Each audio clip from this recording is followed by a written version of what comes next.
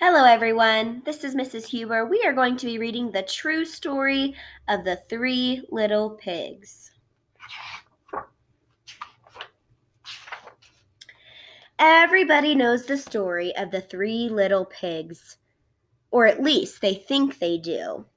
But I'll let you in on a little secret. Nobody knows the real story because nobody has ever heard my side of the story.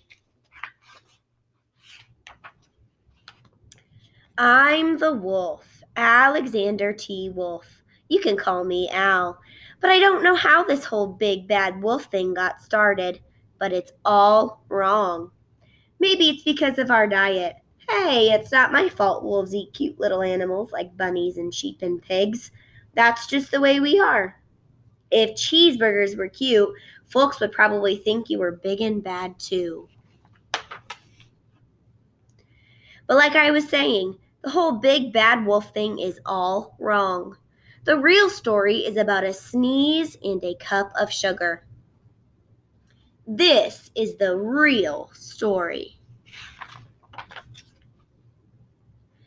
Way back in Once Upon a Time, I was making a birthday cake for my dear old granny. I had a terrible sneezing cold. I ran out of sugar.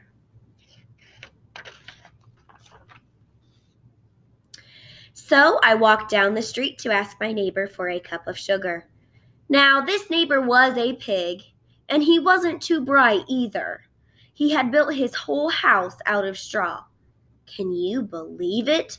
I mean, who in this right mind would build a house out of straw? So, of course, the minute I knocked on the door, it fell right in. I didn't want to just walk into someone else's house, so I called, little pig, are you in?" No answer. I was just about to go home without the cup of sugar for my dear old granny's birthday cake. That's when my nose started to itch. I felt a sneeze coming on. Well, I huffed and I snuffed and I sneezed a great sneeze. And you know what? That whole darn house fell down. And right in the middle of the pile of straw was the first little pig, dead as a doornail. He had been home the whole time. It seemed like a shame to leave a perfectly good ham dinner laying there in the straw, so I ate it up. Think of it as a big cheeseburger just laying right there. I was feeling a little better, but I still didn't have my cup of sugar. So I went to the next door neighbor's house. This neighbor was the first little pig's brother. He was a little smarter, but not much. He had built his house of sticks. I rang the bell on the stick house. Nobody answered. I called, Mr. Pig, are you in?" He yelled back, "Go away, wolf, you can't come in. I'm shaving the hairs on my chinny chin. I had just grabbed the doorknob when I felt another sneeze coming on. I huffed and I snuffed and I tried to cover my mouth, but I sneezed a great sneeze. And you're not going to believe it, but this guy's house fell down just like his brother's. When the dust cleared, there was the second little pig dead as a doornail. Wolf's honor. Now, you know food will spoil if you just leave it out in the open, so I did the only thing there was to do. I had dinner again. Think of it as a second helping. I was getting awfully full, but my cold was feeling a little better. And I still didn't have that cup of sugar for my dear old granny's birthday cake. So I went to the next house. This guy was the first and second little pig's brother. He must have been the brains of the family. He had built his house of bricks. I knocked on the brick house. No answer. I called, Mr. Pig, are you in?" And do you know what the little porker answered?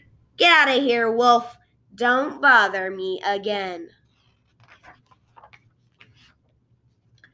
Talk about impolite. He probably had a whole sack full of sugar, and he wouldn't give me even one little cup for my dear sweet old granny's birthday cake. What a pig! I was just about to go home and maybe make a nice birthday card instead of a cake when I felt my cold coming on. I huffed and I snuffed and I sneezed once again. Then the third little pig yelled, "And your old granny can sit on a pen." Now, I'm usually a pretty calm fellow, but when somebody talks about my granny like that, I go a little crazy. When the cops drove up, of course, I was trying to break down this pig's door, and the whole time I was huffing and puffing and sneezing and making a real scene.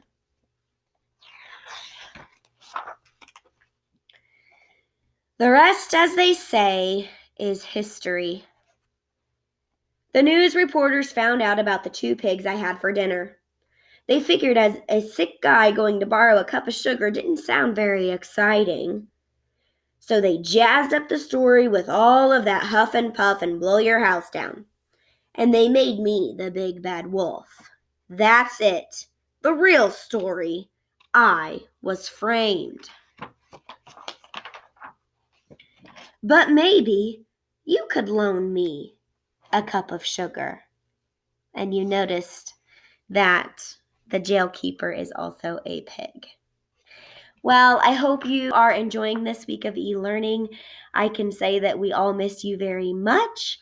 So play outside, spend some time with your family, and I can't wait until we are together again. Bye, guys.